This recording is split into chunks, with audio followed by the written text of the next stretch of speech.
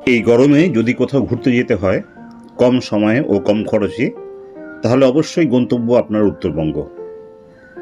আজকে দেখব আমরা কালিম্পংয়ের থেকে দিনের দিন ঘুরে বেড়াবার জন্য অপূর্ব সব জায়গা, যেগুলি হলো লাভা, ঋষভ, মানসাং, রামধুরা ও আরও অনেক জায়গা।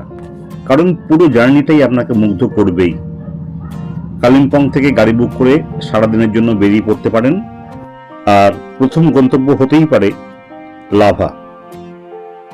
কালিম্পং থেকে দূরত্ব মাত্র 30 কিলোমিটারের মতো, আর সময় লাগবে মোটামুটি ঘন্টা দুয়েক। আমরা প্রায় অর্ধেক রাস্তা চলে এসেছি। এবার যাচ্ছি পেডং ফরেস্টের পাশ দিয়ে। এই সুন্দর মনোরম দৃশ্য উপভোগ করতে করতে পৌঁছে গেলাম আমরা লাভা।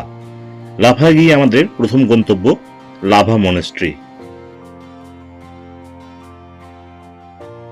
এই মনেস্ট্রির প্রধান ফটক দিয়ে ভেতরে ঢুকে বেশ কিছুটা উপর দিকে উঠতে হয়। পায়ে হেঁটে উপরে উঠে দেখতে পাওয়া যাবে লাভার অন্যতম দর্শনীয় স্থান এই লাভা মনেস্ট্রি বা বৌদ্ধ মঠ।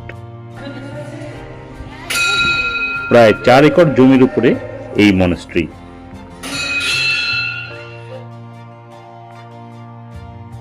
এখানকার পরিবেশ আপনার মনকে এক অপার প্রশান্তিতে ভরিয়ে দেবে। আর আকাশ পরিষ্কার থাকলে কাঞ্চনজঙ্ঘাও দেখতে পাবেন এখান থেকেই।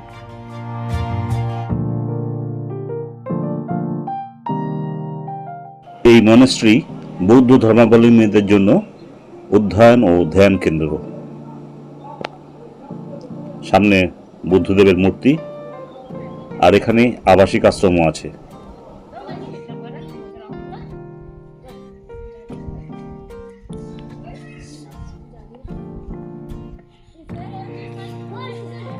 এই আশ্রমের ছোট ছোট লামাদের খুঁটিপুটি আপনার নজর কাড়বে। সকাল থেকে বিকেল পর্যন্ত এই মঠ বা মনেস্ট্রি খোলা থাকে। এখানে প্রবেশের ক্ষেত্রে কোনো রকম প্রবেশ মূল্য নেই। এই মঠে বেশ খানিকক্ষণ সময় কাটিয়ে আমাদের পরবর্তী গন্তব্যে যাওয়ার কথা। আমাদের পরবর্তী গন্তব্য লাভা পার্ক। লাভা পার্ক আদতে একটি পাইন ফরেস্ট। বেশ কিছুটা উপরে উঠে এই পাইন ফরেস্ট আছে, কিছু বসবার জায়গা। আর উত্তরবঙ্গের বিভিন্ন জায়গায় এই ধরনের পাইন ফরেস্ট আমরা অনেক দেখতে পাই। তাই এই পাইন ফরেস্টে আর বিশেষত্ব কিছু লক্ষ্য করলাম না। আমাদের পরবর্তী গন্তব্য এই লাভা পার্কের কাছেই lava view point. I love lava. এই লাভার সামনে ছবি তোলা ছাড়াও এখানে দাঁড়িয়ে খুব সুন্দর দৃশ্য উপভোগ করা যায়। এই দৃশ্য দেখে আমরা চললাম এবার আমাদের পরবর্তী গন্তব্যের দিকে। আমাদের গন্তব্য ঋষভ। লাভা থেকে ঋষভের দূরত্ব 9 কিলোমিটারের সামান্য কিছু বেশি। আমরা পৌঁছে গেছি ঋষভে। ঋষভে ঢুকতে গেলে প্রবেশ মূল্য দিতে হয় বা টিকিট কাটতে হয়, যা হলো জনপ্রতি 20 টাকা করে। এই ঋষভ হলো একটি ছোট লেপচা গ্রাম, যা সমুদ্রপৃষ্ঠ থেকে 8100 ফুট উচ্চতায় অবস্থিত। অনেকে বলেন ঋষভ হচ্ছে প্রকৃতির স্বর্গ। সত্যি প্রকৃতির স্বর্গ। দেখুন, আমরা এখন ঢুকছি প্রথমে পাইন ফরেস্টে।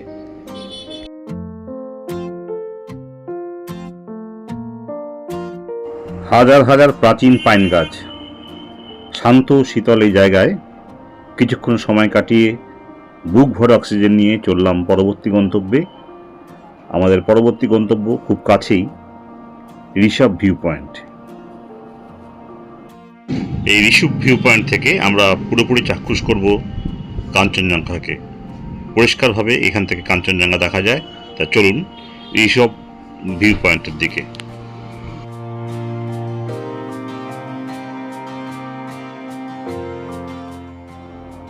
এই পাইন ফরেস্ট থেকে ঋষভ ভিউ পয়েন্টের দূরত্ব 7 থেকে 10 মিনিট গাড়িতে। আমরা দেখতে দেখতে পৌঁছে গেলাম ঋষভ ভিউ পয়েন্ট। আবার সেই আই লাভ ঋষভ, যেখানে দাঁড়িয়ে আমরা প্রত্যেকে উপভোগ করছি কাঞ্চনজঙ্ঘার শ্বেত শুভ্র দৃশ্য। এক কথায় অপরূপ মনোরম এই দৃশ্য সারা জীবন মনের মণিকোঠায় স্থায়ী হয়ে থাকবে। কথা বলার ভাষা হারিয়ে ফেলেছি।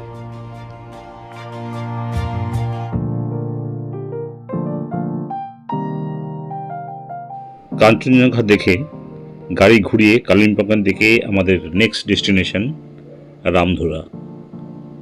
রামধুরা এই জায়গাটি ততটা পরিচিত না হলেও এর দুর্দান্ত ভিউ, কাঞ্চনজঙ্ঘা, পাহাড় অন্য স্বর্গরাজ্য। চলুন সেদিকেই যাওয়া যাক।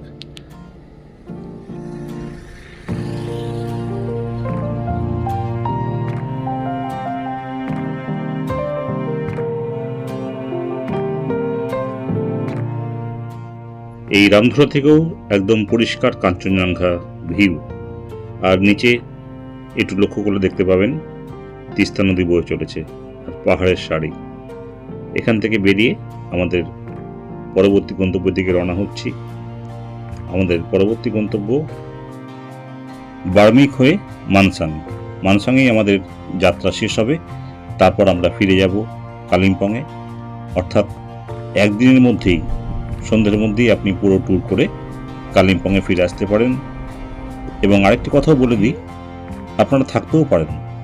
এই যে কটা জায়গা আমরা দেখলাম, প্রত্যেক জায়গায় থাকবার জন্য হোমস্টে এবং হোটেল আছে। হোমস্টেতে খুব কম খরচাতেই আপনারা থাকতে পারবেন। ভাড়া মোটামুটি 1200 থেকে শুরু, আর সময় বিশেষে একটু দাম ওঠানামা করে। রামধুরা ছাড়িয়ে আমরা এখন চলেছি বার্মিকের পথ ধরে আমাদের গন্তব্য মানসাংয়ের দিকে।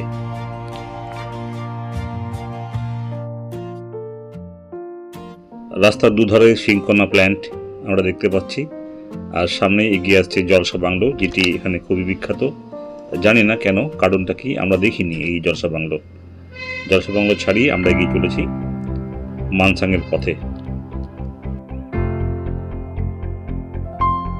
এই মানসাংও খুব একটি পরিচিত জায়গা নয় টুরিস্টদের জন্য, কিন্তু অপূর্ব সুন্দর জায়গা। সমুদ্রপৃষ্ঠ থেকে মোটামুটি 500 ফিট উচ্চতায় অবস্থিত এই শান্ত নিরিবিলি প্রাকৃতিক প্রাচুর্যে ভরা এই মানসাং ভিউ পয়েন্ট। এখান থেকেও একই, প্রচুর পাহাড়ের সারি আর মাঝখান দিয়ে তিস্তা নদী বয়ে চলেছে। এই দেখতে দেখতেই আজকের জার্নি আমরা এখানে শেষ করব।